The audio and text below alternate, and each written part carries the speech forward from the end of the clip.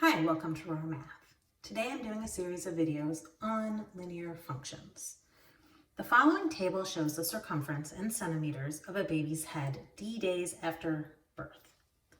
Okay, so this is days after birth. This is the circumference. It says using the data points 0, 13.5, and 10, 14.45, find a linear model that approximates the data.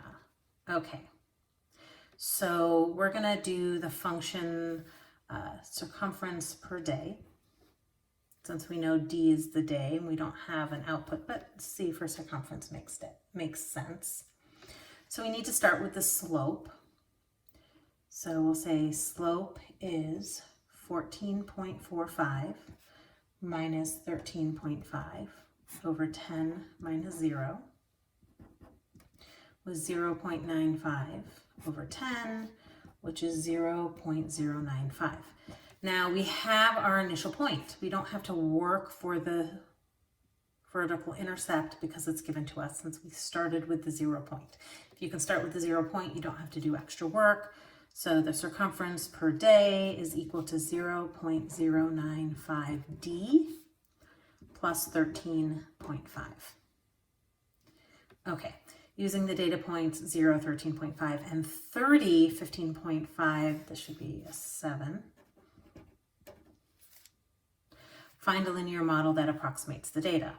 So we started off with 2 points that were pretty close. Now we're doing 2 points that are spanning all of the data. Find a linear model. So we'll start with slope again. M equals 15.57 minus 13.5 over 30 minus 0, which is 2.07 over 30, which is 0.069. Again, we have our 0 point, so circumference per day is equal to 0.069 plus 13.5. Okay. So now we don't have to worry about the table anymore. We can now just use our two functions as we have calculated them out. It says use both models to predict the circumference of the baby's head 18 days after birth. So if we come back, I guess we do need our table for a little bit.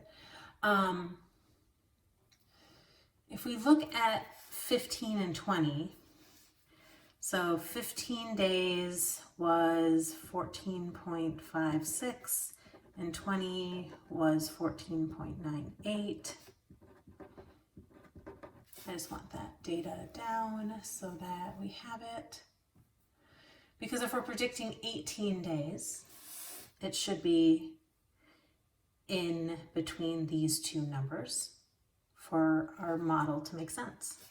So if we do A, which was just looking at these two data points, which are pretty close together. Remember, these are scatter plots.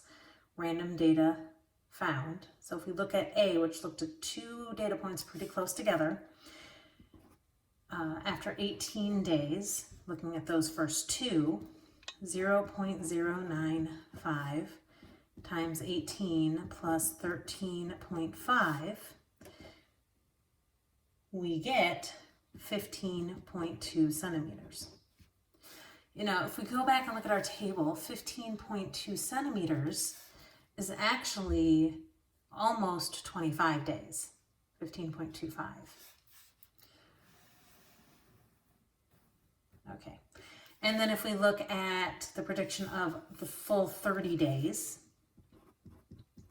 C of 18 is 0.069 times 18 plus 13.5. And when we put it into our second model, we get 14.7 centimeters, which is nicely between the two numbers we wanted it to be between. So part D of this says, which model do you think is a better model and why? This is opinion. Personally, I think the second model. And why do I think it's a better model? It spreads more data, which gives a more stable model. It gave us a more accurate prediction. There's lots of reasons. But this, again, is an opinion, and so I'm going to allow you to answer the opinion in your own words. So make sure you do answer this one. Make sure you use your own words. I hope you've enjoyed this video. Please subscribe to my YouTube channel, like my Facebook page, and I'll see you on the next video. Thanks!